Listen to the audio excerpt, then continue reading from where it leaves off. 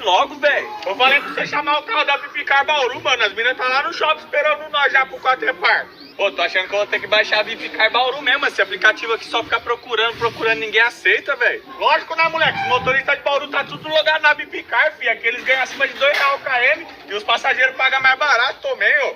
Ah lá, cancelou, mano. Ô, Adriano, chama na Vipicar Bauru aí então, mano. Ai, deixa que o seu mestre chama aqui então, meu discípulo. Alguns centímetros depois. Ô, Adriano? Era eu. Bora lá, molecada. Bora? Então vamos, fi. Ô, pera aí, amigão, tá com pressa? E aí, molecada, no shopping mesmo? É, lá no shopping, motor. Tamo chegando aí, hein? Espera nós. Nós vai logo no Quaterpar, tiozão. Ó, molecadinha tá avançada de hoje em dia. Vou até colocar um som pra vocês chegar no estilo lá pras menininhas, molecada.